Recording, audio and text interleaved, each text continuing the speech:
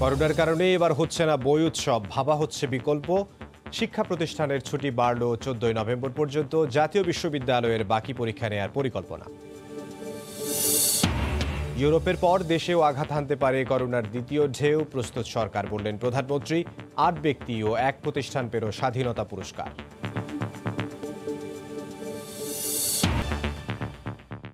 সময় সংবাদের সঙ্গে আছে আমি ইমদাদুল হক।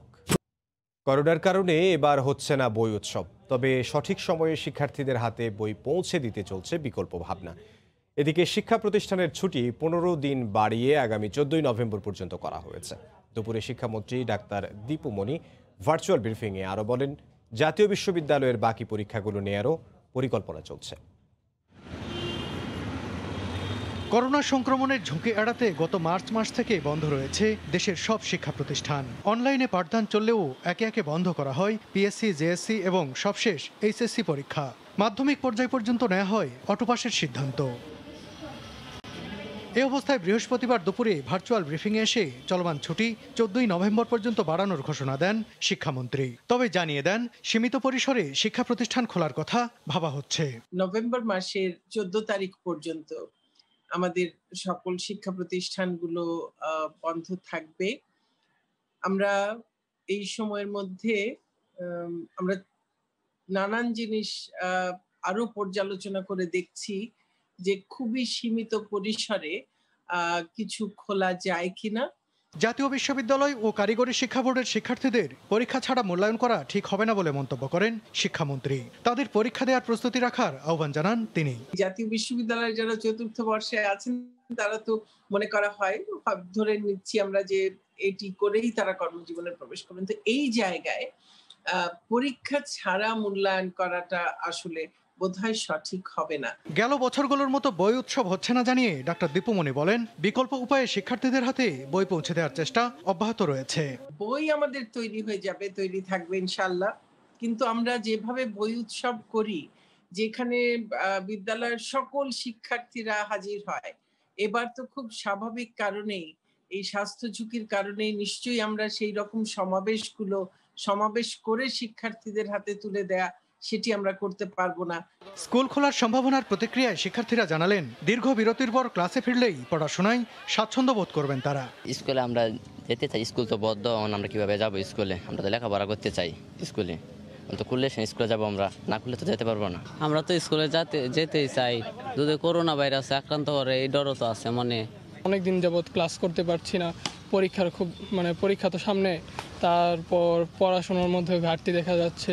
বিশ্লেষকরা বলছেন, শিক্ষা প্রতিষ্ঠান খোলার সিদ্ধান্ত আরও পর্যালোচনা করা প্রয়োজন। শীতকাল যে আসবে সেটি সেকেন্ড ওয়েভের একটা সম্ভাবনা আমরা আশঙ্কা করতেই পারি। বিশেষজ্ঞদের অন্যান্য তথ্য বিবেচনায় রেখে আমি মনে করি প্রাথমিক পর্যায়ে এটি অবজার্ভ করা উচিত, তারপরে চূড়ান্ত সিদ্ধান্তে যাওয়া উচিত। সিদ্ধান্ত নেওয়ার ক্ষেত্রে উন্নত বিশ্বের দেশগুলোর পদক্ষেপ অনুসরণ করারও তাগিদ দেন শিক্ষাবিদরা। সালাউদ্দিন সুমন, সময় সংবাদ, ঢাকা। করোনার দ্বিতীয় ঢেউ মোকাবিলায় সরকারের সব ধরনের প্রস্তুতি রয়েছে জানিয়ে সবাইকে স্বাস্থ্যবিধি মেনে চলার আহ্বান জানিয়েছেন প্রধানমন্ত্রী শেখ হাসিনা। সকালে রাজধানীর ওসমানী স্মৃতি মিলনায়তনে স্বাধীনতা পুরস্কার 2020 প্রদান অনুষ্ঠানে গণভবন থেকে ভার্চুয়ালি যুক্ত হয়ে বক্তব্য রাখেন প্রধানমন্ত্রী শেখ হাসিনা। এ সময় তিনি বলেন, বিশ্বে মর্যাদা নিয়ে দাঁড়াতে দেশের উন্নয়নে কাজ করে যাচ্ছে সরকার। এবছর 8 জন বিশিষ্ট ব্যক্তি ও একটি প্রতিষ্ঠানকে প্রধানমন্ত্রীর পক্ষ থেকে পুরস্কার তুলে দেন মুক্তিযুদ্ধ বিষয়ক মন্ত্রী। স্বাধীনতার মাস মার্চে বৈশ্বিক মহামারী আঘাত হানে বাংলাদেশে। স্থগিত হয়ে যায় স্বাধীনতা দিবসের কর্মসূচি সহ দেশের সর্বোচ্চ রাষ্ট্রীয় বেসামরিক পুরস্কার স্বাধীনতা পদক প্রদানও। বৃহস্পতিবার সকালে রাজধানীর ওসমানী স্মৃতি মিলনায়তনে গুণী ব্যক্তিদের দেয়া হলো সেই স্বীকৃতি, যেখানে গণভবন থেকে ভার্চুয়ালি যুক্ত হন সরকার প্রধান শেখ হাসিনা। অনুষ্ঠানে এবছর 8 জন বিশিষ্ট ব্যক্তি ও একটি প্রতিষ্ঠানকে প্রধানমন্ত্রীর পক্ষ থেকে পুরস্কার তুলে দেন মুক্তিযোদ্ধা বিষয়ক মন্ত্রী আ.ক.ম মোজাম্মেল হক। এই সময় প্রধানমন্ত্রী বলেন, 75-এর পর বিশ্ব দরবারে বিজয় জাতি হিসেবে সম্মান হারায় বাঙালি। আমরা তো মুক্তিযুদ্ধে বিজয়ী জাতি, তো বিজয়ী জাতি কেন আমরা অন্যের কাছে হাত পেতে চলবো, মাথা নিচু করে চলবো? 75-এর পর আমরা সেই সম্ভাবনা এবং অধিকারটা হারিয়েছিলাম, কিন্তু সেটা আবার পুনরুদ্ধার করে আমরা এই বাংলাদেশকে আবার গড়ে তুলতে চাচ্ছি। করোনা সংকট মোকাবেলায় সরকারের নেয়া নানা পদক্ষেপের কথা জানিয়ে শেখ হাসিনা বলেন, দ্বিতীয় ঢেউ মোকাবেলায় সব ধরনের প্রস্তুতি আছে সরকারের। আবার নতুনভাবে এই প্রাদুর্ভাব দেখা গেছে ইউরোপে যখন আসে এর ধাক্কাটা আমাদের দেশেও আসে। আমরা এখন থেকে তৈরি হচ্ছি, বিভিন্নভাবে আমরা ব্যবস্থা নিচ্ছি, প্রত্যেকটা জেলা হাসপাতালকে আমরা প্রস্তুত রাখছি। এছাড়া মহামারীতে দেশের অর্থনীতি সহ উন্নয়ন বাধাগ্রস্ত হলেও তা কাটিয়ে উঠতে সরকার কাজ করছে বলেও জানান প্রধানমন্ত্রী। ফেরদৌস লিপি, সময় সংবাদ, ঢাকা। তারকা হওয়ার স্বপ্নে প্রতারণার ফাঁদে পা দিয়ে অন্ধকার জগতে ডুবে যাচ্ছে অনেক কিশোরী ও তরুণী। বিস্তারিত থাকছে আজ রাত 10টার সম্পাদকীয়তে, দেখার আমন্ত্রণ রইল। ওয়ার্ড বয় করছে অস্ত্রোপচার আর এইচএসসি পাস বিশেষজ্ঞ চিকিৎসক। ভাগাড়ের মতোই অপরিচ্ছন্ন অপারেশন থিয়েটার। রাজধানীর মোহাম্মদপুর ও শ্যামলীর 3টি হাসপাতালে অভিযানে বেরিয়ে আসে এমন ভয়াবহ চিত্র। অনিয়মের দায়ে 3টি প্রতিষ্ঠানের 6 জনকে জেলে পাঠিয়ে 2টি হাসপাতাল সিলগালা করে দেয় র্যাবের ভ্রাম্যমাণ আদালত। ক্যারিং করার জন্য এক জায়গা থেকে আরেক জায়গায়। মাসুদ রানা কর্মস্থলে দুর্ঘটনায় পা ভেঙে প্রথমে ভর্তি হন ঢাকা মেডিকেল কলেজ হাসপাতালে। উন্নত চিকিৎসার জন্য পাঠানো হয় পঙ্গু হাসপাতালে। সেখান থেকে যান শ্যামলীর নূরজাহান অর্থোপেডিক অ্যান্ড জেনারেল হসপিটালে। অভিযোগ, চলন্ত অ্যাম্বুলেন্স থামিয়ে তাদের খপ্পরে ফেলে দালাল। অ্যাম্বুলেন্স দাঁড়া করা একজন লোক তখন বলতেছে যে অ্যাম্বুলেন্স আলারে যে এটা তো আমি চিকিৎসা করাইতে পারবো, ওখানে ভালো ডাক্তার আছে, ভালো হসপিটাল আছে। এখানেই শেষ নয়, হাসপাতালের ওয়ার্ড বয় জাহাঙ্গীরের করা অস্ত্রোপচারের মাসুল দিতে হচ্ছে মাসুদ রানাকে। 3 দিন 4 দিন কোনো ডাক্তার আসে নাই। 5 দিন পরে ওয়ার্ড বয় যে জাহাঙ্গীর সাহেব, উনি এসে বলতেছে উনি বড় ডাক্তার, উনি এসে ওনাকে বলতেছে যে আপনার ছেলের পা কেটে ফেলে দিতে হবে। ওদিকে ক্রিসেন্ট হাসপাতালের ব্যবস্থাপনা পরিচালক আবুল হোসেন কেবল এইচএসসি পাস। যদিও বিশেষজ্ঞ চিকিৎসক হিসেবে তিনিও দেখেন রোগী। আর মোহাম্মদপুরের মক্কা মদিনা জেনারেল হাসপাতালের ব্যবস্থাপনা পরিচালক নূর নবীর বিরুদ্ধেও কোনো প্রকার শিক্ষাগত যোগ্যতা ছাড়াই রোগী দেখার প্রমাণ পায় র্যাব। দালালের মাধ্যমে রোগী ভাগিয়ে আনার পাশাপাশি এসব হাসপাতালের বিরুদ্ধে চিকিৎসার নামে অপচিকিৎসার অভিযোগ নতুন নয়। অপারেশন থিয়েটারের মতো স্পর্শকাতর একটি কক্ষের এমন দৃশ্য দেখে চোখ কপালে উঠবে যে কারো। কোথাও কালচে রক্তের ছোপ, কোথাও নোংরা অপরিষ্কার অবস্থায় ছড়িয়ে ছিটিয়ে আছে অস্ত্রোপচারের নানা সরঞ্জাম। এসব অনিয়মের দায়ে 3 হাসপাতালের মালিককে, যিনি একটা দালাল চক্রের মাধ্যমে এই বিভিন্ন পঙ্গু বা নিটোর হসপিটাল অন্যান্য যে সরকারি হসপিটাল আছে যেখানে খুব ভালো সেবা দেয়, কিন্তু এই সেবা নিতেই পারে না জনগণ, তার আগেই তাদেরকে অ্যাম্বুলেন্স থেকে নামলেই ছিনে নিয়ে আসে অনেকটা। অভিযানের পর হাসপাতালগুলোতে ভর্তি রোগীদের অন্যত্র সরিয়ে নেওয়া হয়। পঙ্গুর থেকে এখানে দালালে নিয়ে আসছে। ভর্তি হওয়ার পরে এই ট্রিটমেন্টটা নেওয়ার পরে আসলে আমি বুঝতে পারছি যে এখানে ওনারা পুরোটাই ভাওতাবাজি। চিকিৎসার নামে বাণিজ্য কিংবা প্রতারণা বন্ধে অভিযান চলমান থাকবে বলেও জানায় র্যাব। রাশেদ বাপ্পি, সময় সংবাদ, ঢাকা। পরিবার পরিকল্পনার আইইএম ইউনিট থেকে সদ্য বদলি হওয়া প্রজেকশনিস্ট আখতারুজ্জামান খানকে বাধ্যতামূলক অবসরে পাঠিয়েছে প্রতিষ্ঠানটির শৃঙ্খলা ভঙ্গ ও অসদাচরণের অভিযোগের জবাব না দেয়ায় তাকে অবসরে পাঠানো হয়েছে বলে চিঠিতে উল্লেখ করা হয়। তবে অধিদপ্তর সূত্রে জানা যায়, তার বিরুদ্ধে দুর্নীতির অভিযোগে আন্তঃবিভাগীয় অনুসন্ধানে প্রমাণ পাওয়ার প্রেক্ষিতে আইন অনুযায়ী এ ব্যবস্থা নেওয়া হয়। এছাড়া তার বিরুদ্ধে অবৈধ সম্পদ আত্মসাতের অভিযোগে অনুসন্ধান করছে দুর্নীতি দমন কমিশন। এরই মধ্যে প্রতিষ্ঠানটি তার বিপুল সম্পদের হিসেব মেলাতে মিরপুরে তার বাড়ি পরিদর্শন করেন। সম্প্রতি পরিবার পরিকল্পনা অধিদপ্তরের লক্ষ্মীপুরের আঞ্চলিক অফিসে তাকে বদলি করা হয়।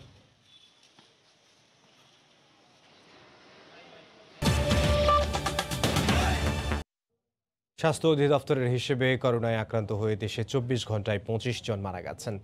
নতুন শনাক্ত হয়েছেন 1681 জন। এ নিয়ে দেশে মোট রোগীর সংখ্যা 4,04,760 জন।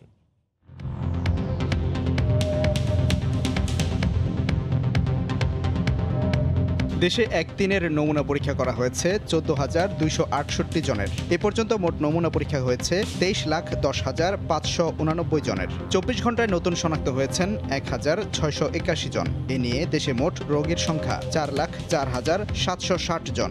24 ঘন্টায় মারা গেলেন 25 জন। এ পর্যন্ত করোনা আক্রান্ত হয়ে মারা গেলেন 5,886 জন।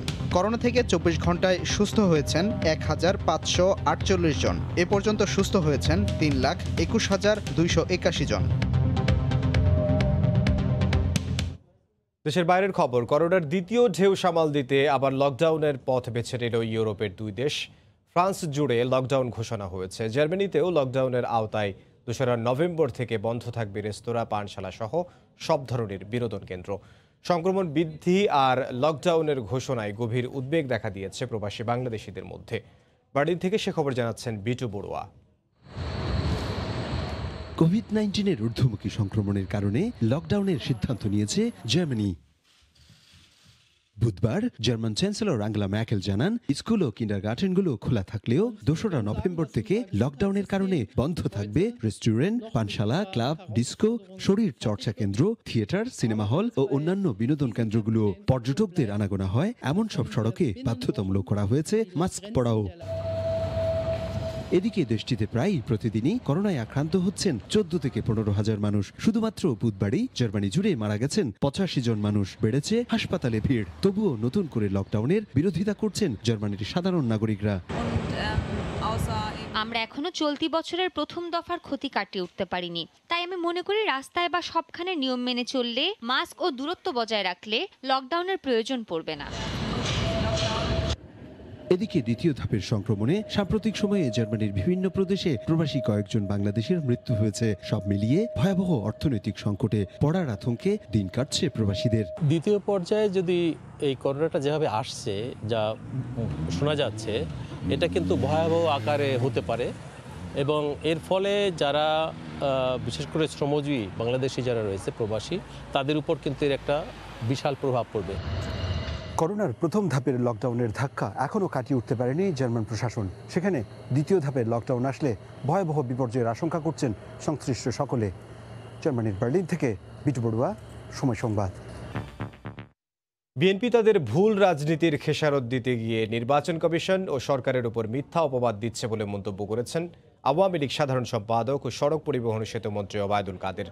সকালে তার সরকারি বাসভবন থেকে ৮ম পঞ্চবার্ষিকী পরিকল্পনার আলোচনায় ভিডিও কনফারেন্সে যোগ দিয়ে কথা বলেন তিনি। আওয়ামী লীগ কারো বিরুদ্ধে ষড়যন্ত্র করে না, বরং ষড়যন্ত্রের শিকার হতে হয়েছে আওয়ামী লীগকে জন্মলগ্ন থেকে অনেকবার। বিএনপি তাদের ভুল রাজনীতির খেসারত দিতে গিয়ে মিথ্যা অপবাদ দিচ্ছে।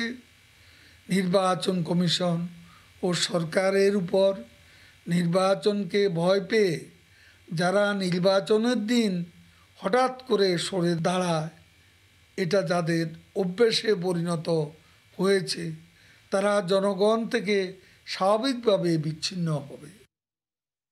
এদিকে বিএনপির মহাসচিব মির্জা ফখরুল ইসলাম আলমগীর বলেছেন, দেশে আইন শৃঙ্খলা রক্ষা বাহিনীর হাতে বিনা বিচারে হত্যা নিয়ে মার্কিন সিনেটরদের প্রস্তাব লজ্জাজনক।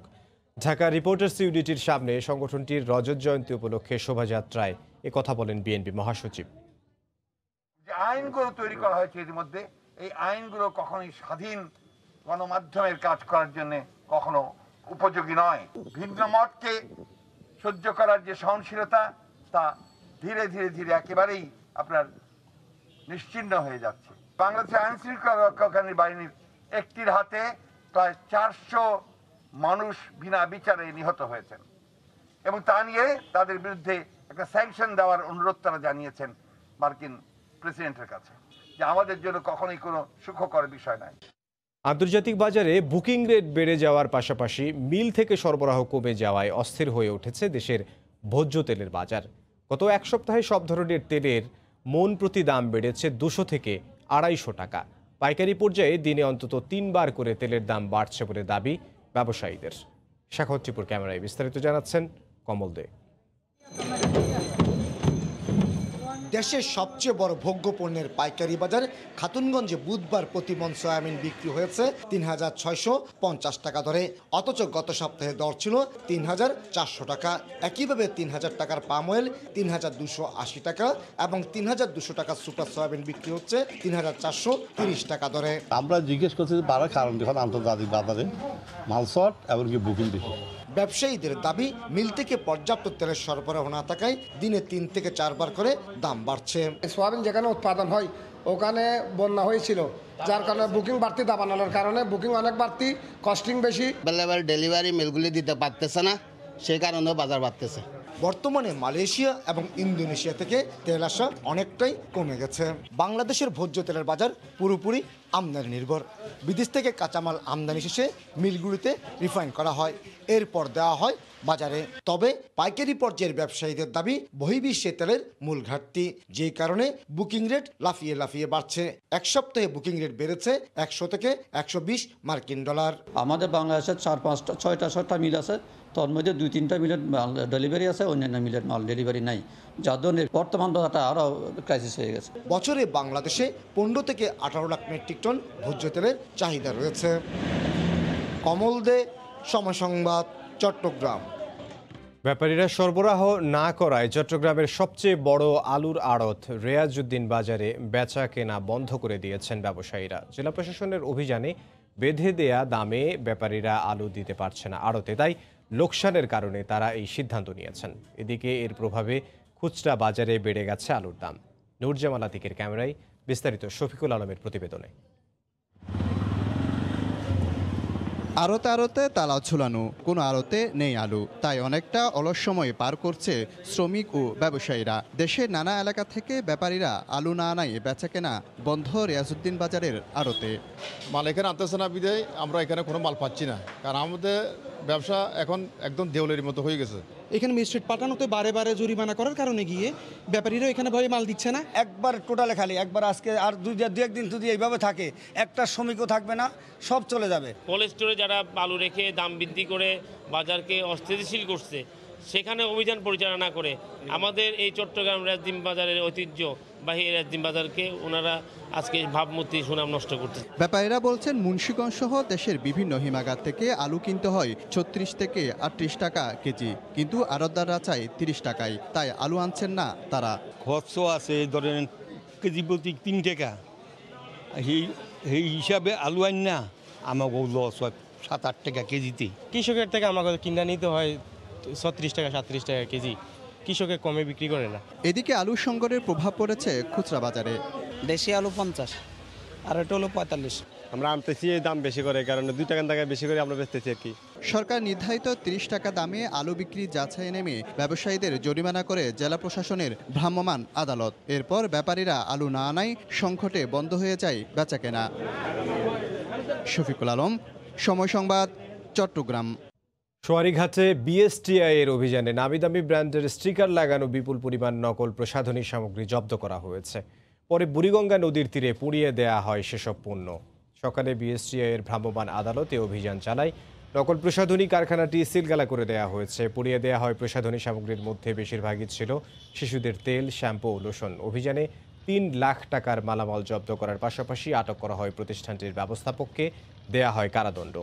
বিএসটিআই কর্মকর্তা জানান, অন্য কোনো স্থান থেকে এসব পণ্য তৈরি করে এনে ওই কারখানায় বিদেশি প্রসাধনী কোম্পানির স্টিকার লাগানো হতো। সোয়ারীঘাটে একটা বিল্ডিংয়ের টপ ফ্লোরের ছাদে দেখা যায় যে নামি দামি ব্র্যান্ডের baby shampoo, baby lotion, baby oil, নামি দামি ব্র্যান্ডের স্টিকার লাগায় মজুত করে প্যাকেট করতেছে।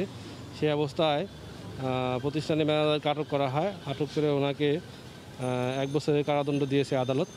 আর ওখান থেকে প্রায় আনুমানিক 3 লক্ষ টাকার মালামাল জব্দ করে ধ্বংস করা হয়।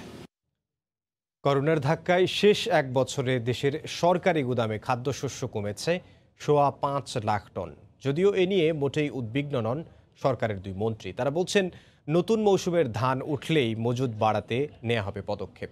বিষয়টি দুশ্চিন্তা নয় বলে একমত কৃষি অর্থনীতিবিদরাও। জুবাইর ফয়সাল জানাচ্ছেন বিস্তারিত।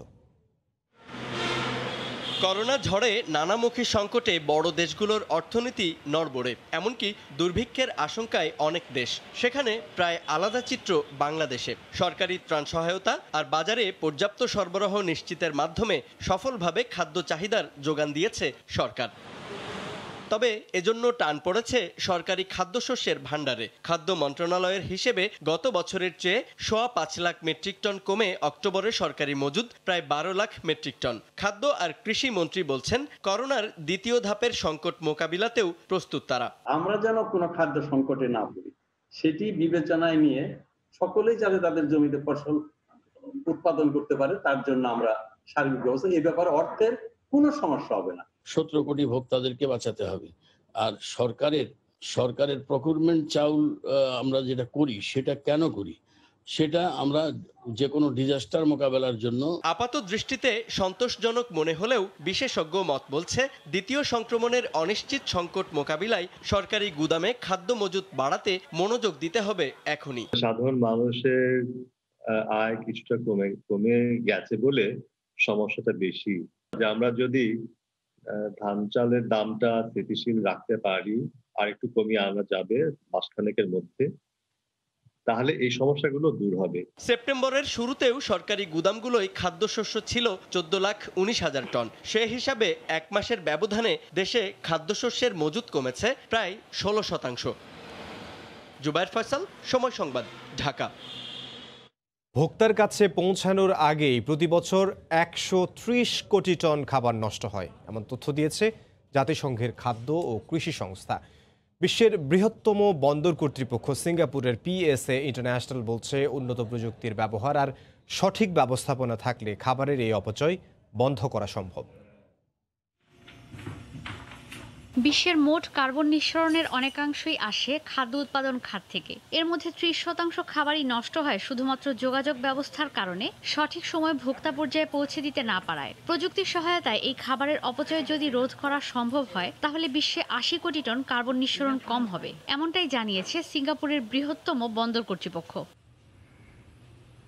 খাদ্যপণ্য সহ বিশ্বের প্রায় 90% পণ্যই শিপিং কোম্পানিগুলোর মাধ্যমে এক দেশ থেকে অন্য দেশে পৌঁছে দেওয়া হয়। কোম্পানিগুলো আগামী 30 বছরের মধ্যে একসাথে কার্বন নিঃসরণ শূন্যের কোটায় নামিয়ে আনার অঙ্গীকার করেছিল, কিন্তু এর মধ্যে জীবাশ্ম জ্বালানি ব্যবহারের বিষয়টি উল্লেখ থাকলেও ছিল না খাবারের অপচয়ের বিষয়টি।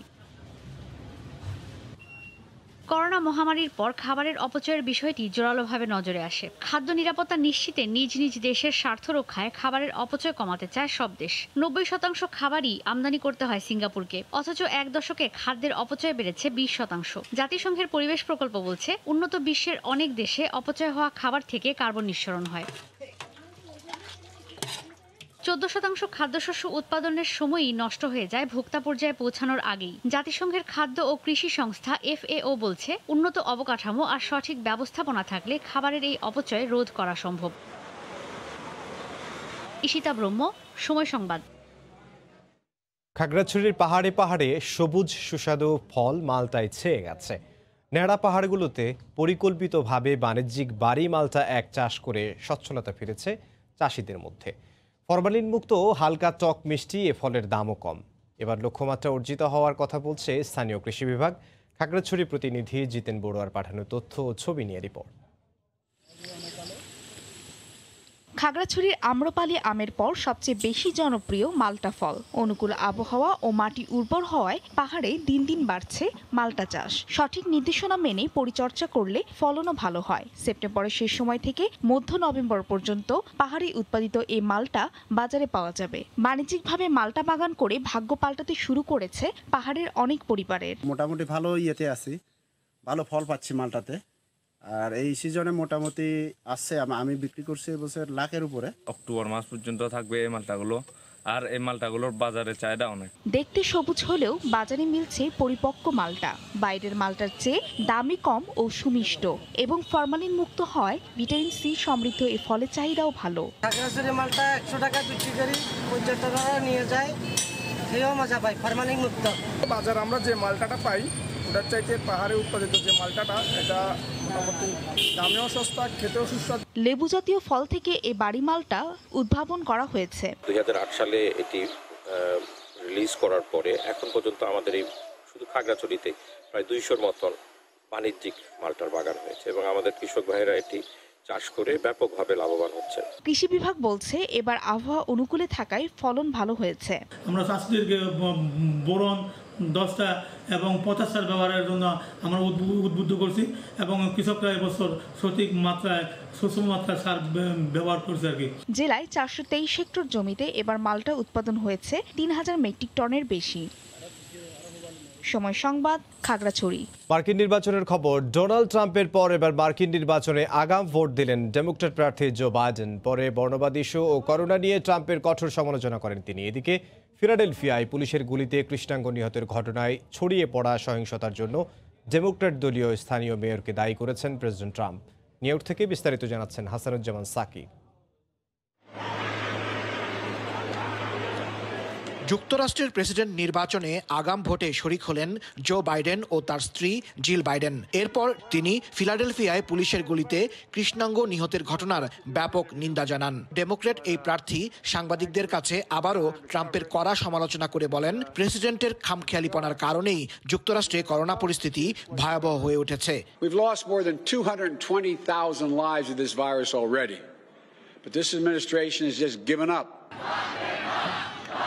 তবে প্রেসিডেন্ট ডোনাল্ড ট্রাম্প ফিলাডেলফিয়ায় সহিংসতার দায় চাপান স্থানীয় মেয়রের উপর। বুধবার ঝুলন্ত অঙ্গরাজ্য এরিজোনায় এবং নেভেদার লাস ভেগাসে নির্বাচনী সমাবেশে বক্তব্য রাখতে গিয়ে বাইডেনকে ইতিহাসের সবচেয়ে বাজে প্রেসিডেন্ট প্রার্থী বলে উল্লেখ করেন Trump. He is the worst candidate ever to run in the history of a presidential election. He is the worst. That's why there's tremendous pressure on me. I wish he was a good candidate. At least if you lost, you could say, hey, you lost to a good candidate. যুক্তরাষ্ট্রে নির্বাচনের বাকি আর মাত্র 5 দিন। প্রায় 8 কোটি voter এরই মধ্যে আগাম ভোট দিয়েছেন। জরিপে কিন্তু এগিয়ে আছে বাইডেন। সবকিছু মিলিয়ে একটি টান উত্তেজনা। সর্বশেষ রেজাল্ট কি তার জন্য আমাদের নভেম্বরের 3 তারিখ পর্যন্ত অপেক্ষা করতেই হচ্ছে। হাসানুজ্জামান সাকি, সময় সংবাদ, নিউ ইয়র্ক।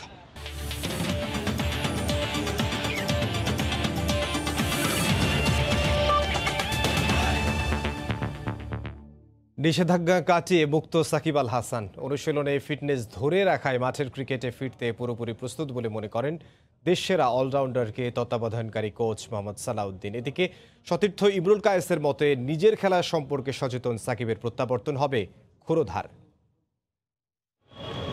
সাকিবে অগাধ বিশ্বাস কোচ সালাউদ্দিনের। বিপদে এই ক্রিকেটারের আশ্রয়ও গুরুর কাছেই। বিশ্বকাপের আগে হায়দ্রাবাদের অনুশীলন কিংবা নিষেধাজ্ঞার সময় বিকেএসপিতে নিভৃতে কাটানোর সময়েও সাকিব আল হাসানের মেন্টরের ভূমিকায় কোচ মোহাম্মদ সালাউদ্দিন। ছাত্রের সম্পর্কে তিনিই তো জানেন সবচেয়ে ভালোভাবে। সাকিব অন্য 8-10টা প্লেয়ার থেকে একটু আলাদা। তার প্র্যাকটিসের ধরনটাই আসলে একটু অন্যরকম। সে যখন কোনো কাজ করে সেটা তার সামনে যে সিরিজ থাকে বা যে টুর্নামেন্ট থাকে সেভাবে সে আগায় এবং সেভাবে সে তার প্রিপারেশনটা নেয়। বিকেএসপির নিবিড় অনুশীলনে কিভাবে তৈরি হয়েছেন সাসপেনশনে থাকা সাকিব, ভক্ত কিংবা গণমাধ্যম সবাই জানতে চায় এটা। সামাজিক যোগাযোগ মাধ্যমের ছবি কিংবা যুক্তরাষ্ট্রের অনুষ্ঠানে পাতলা গড়নের ক্রিকেটারকে দেখে অনুমান করা যায় একেবারে বসে থাকেননি, ফিটনেস নিয়ে কাজ করেছেন ভালোই। কেমন ছিল সে কাজগুলো ধারণা পাওয়া যায় কোচের বর্ণনাতে। ফিটনেসের ব্যাপারে বেশি মনোযোগী ছিলাম। ফিটনেস আমরা করেছি এবং সেই সাথে কিছু নতুন কিছু করার চেষ্টা করেছি। বক্সিং করেছি, সুইমিং করেছি। সতীর্থদের মধ্যে ঘনিষ্ঠ ইমরুল কায়েসের কণ্ঠেও দৃঢ়চেতা সাকিবের বন্দনা। ওর জিনিসটা জানে, ও বোঝে যে ওর কখন কি করলে কোনটা বেটার হবে, কিভাবে নিজেকে তৈরি করতে হবে, ও খুব ভালো জিনিসটা বোঝে। শুভানুধ্যায়ীদের দৃঢ় বিশ্বাস কর্পোরেট টি-20 টুর্নামেন্টেই আরও ক্ষুরোধার হয়ে ফিরবেন মিস্টার 75। মাকসুম আলম খান, সময় সংবাদ, ঢাকা। এ পর্যায়ে শীর্ষ সংবাদ জানিয়ে দিচ্ছে আরও একবার। করোনার কারণে এবার হচ্ছে না বই উৎসব, ভাবা হচ্ছে বিকল্প। শিক্ষা প্রতিষ্ঠানের ছুটি বাড়ল 14 নভেম্বর পর্যন্ত। জাতীয় বিশ্ববিদ্যালয়ের বাকি পরীক্ষা নেয়ার পরিকল্পনা। ইউরোপের পর দেশেও আঘাত হানতে পারে করোনার দ্বিতীয় ঢেউ, প্রস্তুত সরকার বললেন প্রধানমন্ত্রী। 8 ব্যক্তি ও 1 প্রতিষ্ঠানকে দিল স্বাধীনতা পুরস্কার। এই ছিল এখনকার মতো, সঙ্গে থাকুন সময়ের।